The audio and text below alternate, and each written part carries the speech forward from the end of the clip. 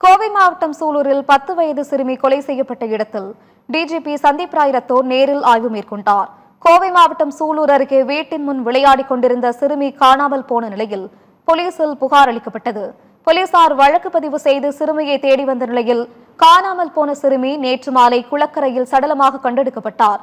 போலீசார் நடத்திய விசாரணையில் 2 பேர் சிறுமியை கடத்திச் செல்வது சிசிடிவி கேமராவில் பதிவாகியிருந்தது. இதனையடுத்து சிசிடிவி கேமராவில் பதிவாகியிருந்த மோகன்ராஜ், கார்த்திக் என்ற இருவரை காவல்துறையினர் கைது செய்தனர். சாக்லேட் வாங்கி தருவதாக ஆசை வார்த்தை கூறி சிறுமியை இருவரும் அழைத்து சென்றது போலீசார் விசாரணையில் தெரியவந்துள்ளது. இதையடுத்து நீதிமன்றத்தில் ஆஜர்படுத்தப்பட்ட மோகன்ராஜுக்கு 27ஆம் தேதி வரை நீதிமன்ற காவலில் வைக்க சூலூர் குற்றவியல் நீதிமன்றம் உத்தரவிட்டுள்ளது.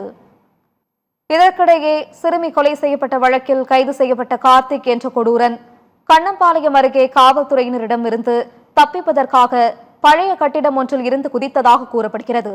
அப்போது கார்த்திக்கு கை மற்றும் காலில் எலும்பு முறிவு ஏற்பட்டு சிகிச்சைக்காக கோவை அரசு மருத்துவமனையில் அனுமதிக்கப்பட்டுள்ளார்.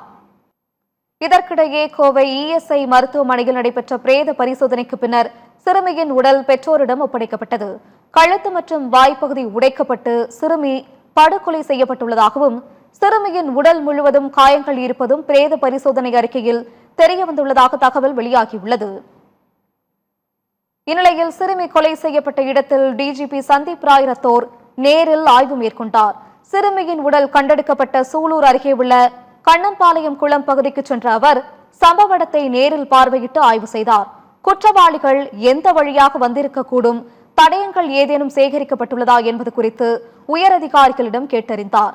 இதைத் தொடர்ந்து சூலூர் காவல் நிலையத்திற்கு சென்ற டிஜிபி வழக்கு தொடர்பாக இதுவரை மேற்கொள்ளப்பட்ட விசாரணையின் முன்னேற்றம் குறித்து விரிவான ஆய்வு மேற்கொண்டார். கோவை சிறுமி கொலை 7 நாட்களில் விசாரணை அறிக்கை தாக்கல் செய்ய வேண்டும் என்று தமிழக டிஜிபிக்கு தேசிய மகளிர் ஆணையம் உத்தரவிட்டுள்ளது. கோவை சம்பவத்தில் கடுமையான நடவடிக்கை எடுக்க வேண்டும் என்று டிஜிபி சந்தீப் ராய் ரத்தோருக்கு தேசிய மகளிர் ஆணையம் அறிவுறுத்தியுள்ளது. வழக்கை மிகுந்த உணர்திறனோடும் அவசரமாகவும் விசாரிக்கவும் தமிழக காவல்துறைக்கு மகளிர் ஆணையம் உத்தரவிட்டுள்ளது.